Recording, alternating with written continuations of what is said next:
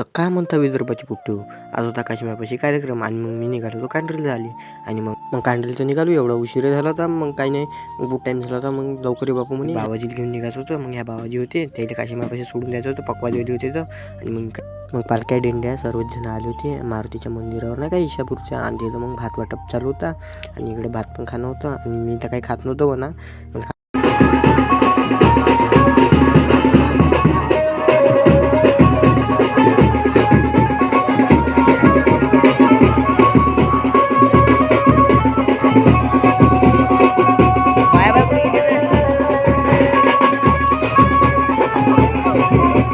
मग काही नाही, पोट्ट्यासोबत ज्यूस पण प्यायला मी ना. आणि मग काही नाही, गण्याचं नाही का. आणि मग इकडे यात्रा भरणारच होती आणि एवढे काही बाकीचे दुकान लागायचे होते आणि काही लवकरच लागले होते, 9-10 वाजताच नाही का. मग मी निघालो घराकडे जाण्यासाठी. आणि मग काही नाही, इकडून तिकडून दिंडी येत होती आणि मग मी घराकडे जात होतो आईले आणाले. आणि मग काही नाही, इकडून एवढी मोठी गर्दी, मला वाटलं का हे एवढी मोठी पब्लिक कमीच असं म्हणलं, पण याच्यापेक्षा बहुत वड्डी होती रे बुवा. आणि ह्या लाईनीन नाही का, लाईनीन जात होती तर. आणि मग काही नाही, मग हे पालखी पण होती. आणि मग काही नाही, घराकडे आलो. घराकडे येऊन मग ह्या ऑफिसला आलो, डबल कांडरीलेस नाही का. आणि मग आई चार रे बापू म्हणे, अर्धा तासाचं काम आहे म्हणे. मग मीटिंग पण होऊन गेली आणि मग आम्ही निघालो डबल काशीमाकडे झाली. आणि मग इकडे कीर्तन भजन चालूच होतं, म्हणजे कीर्तन नाही का, मग डबल पेंडलमध्ये सर्व पाहुणे बसून होते. इकडं मंदिर काशीमायचं नाही का.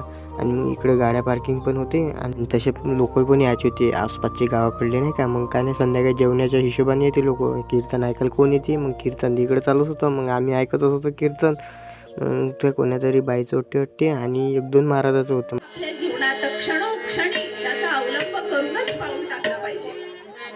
एवढे सुंदर आईवडील दिले आपल्याला, धन्यवाद. मग काय नाही, तिकडे स्वयंपाक चालू होता. मग तिकडे पेंडलमध्ये नाही काय, इकडे गंज आणणं चालू पण होते. आणि मग काय नाही, पंक्तीला इकडे टाईमच होते. आणि इकडे कॅना पण येऊन होत्या ट्रॅक्टरमध्ये. आणि तिकडे होती मग यात्रा भरत होती नदीच्या किनाऱ्यावर नाही का, मस्त बड्यापैकी. इकडे तिथून तिकडे यात्रेचं होतं. आणि इकडे मग जेवणाच्या कार्यक्रमासाठी एवढी जागा ठेवली होती खाली नाही का.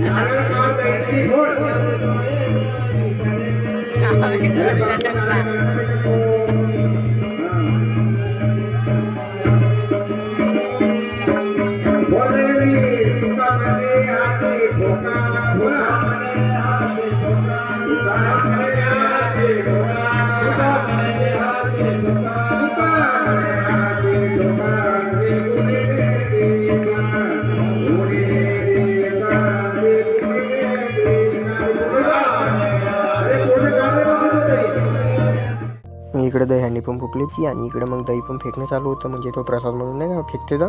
इकडे नाचणं चालू होतं. आता रेकॉर्ड डान्स आहे, हळद कुंकू घेऊ.